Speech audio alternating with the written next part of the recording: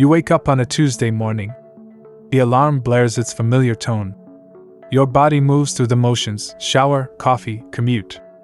You've done this 1,000 times before. Same job. Same apartment. Same life that once held so much promise. Now it just feels stuck. That feeling of being trapped isn't just in your head. It's in your chest, a weight that makes each day blend into the next. The calendar pages flip, but nothing really changes. I spent 3 years in that exact place. My job paid the bills but drained my spirit. My relationships existed on the surface. I kept waiting for something to happen: a promotion, a move, a relationship, something external to shake things up. What I didn't realize was that growth doesn't require change on the outside. It demands change within. The prison of external validation. You look at Instagram and see people traveling to exotic locations. LinkedIn shows another friend getting promoted. Facebook displays happy couples and milestone celebrations. The comparison trap slams shut, and suddenly your life seems even more stagnant. The human brain is wired to seek external validation. We evolved in tribes where rejection meant death. That programming still runs in our minds today. William James, the father of American psychology, noted that the deepest principle in human nature is the craving to be appreciated. We crave that dopamine hit from likes, compliments, and recognition. But chasing external validation creates a prison. You hand the keys of your happiness to others. You become dependent on circumstances you can't control. Ryan Holiday puts it perfectly in "The obstacle is the way. The mind adapts and converts to its own purposes the obstacle to our acting. The impediment to action advances action. What stands in the way becomes the way." The trap of "I'll be happy when." You tell yourself stories. "I'll be happy when I get that promotion. Life will be better when I move to a new city. Everything will change when I find the right relationship." This thinking creates a dangerous equation. If X happens, then I'll be happy. The problem? Happiness defined by external change is temporary at best, and often non-existent. People get promotions and feel empty 2 weeks later. They move cities and find the same problems followed them. They start relationships only to discover new complications. The Greek Stoics understood this 2,000 years ago. Epictetus, a former slave who became a philosopher, taught that happiness comes not from controlling external events, but from mastering our reactions to them. "Make the best use of what is in your power, and take the rest as it happens," he wrote. Your circumstances may be stuck, but your mind never has to be. Growing without moving. Picture a tree in winter. On the surface, it appears dormant, static, unchanging. But underground, its roots continue to grow, strengthening its foundation for spring's inevitable return. Growth often happens beneath the surface, invisible to others and sometimes even to ourselves. When my career felt stagnant, I turned inward. Instead of seeking a new job, I developed skills during lunch breaks. Rather than complaining about my boss, I practiced responding differently to criticism. I replaced social media time with reading and journaling. None of these changes would show up on Instagram. My life looked the same from the outside, but inside seeds were sprouting. This brings to mind Carl Jung's concept of individuation, the process of becoming who you truly are, separate from the expectations of society and the roles you've been assigned. This inner journey often happens during periods of outward stillness. The paradox of acceptance. You might think accepting your current situation means giving up on change. The opposite is true. Acceptance creates the foundation for authentic growth. When you stop fighting reality, you free up energy to work with it. Think about a person struggling in quicksand. The more they fight against it, the faster they sink.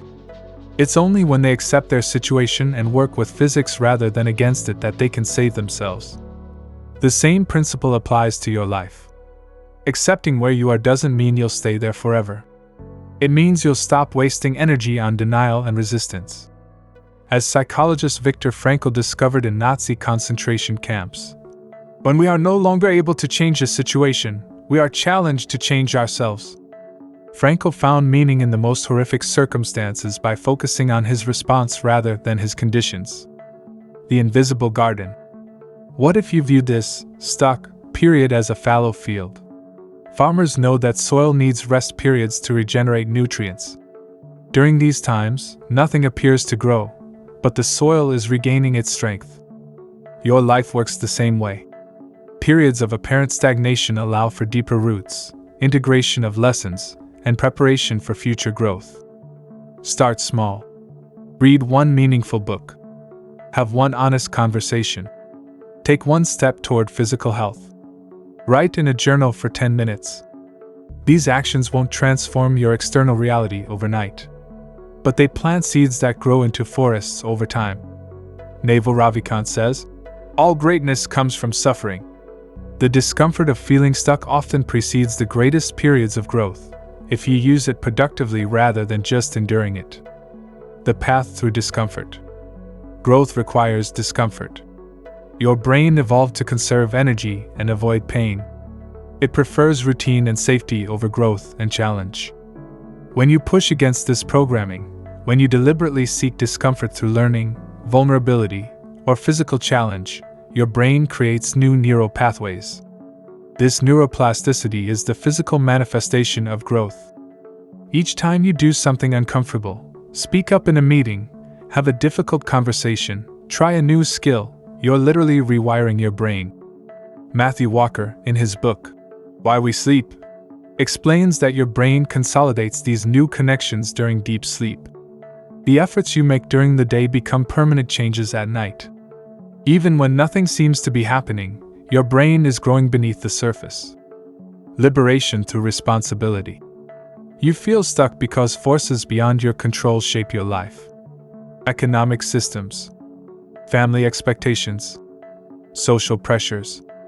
These realities cannot be wished away. But within these constraints lies tremendous freedom.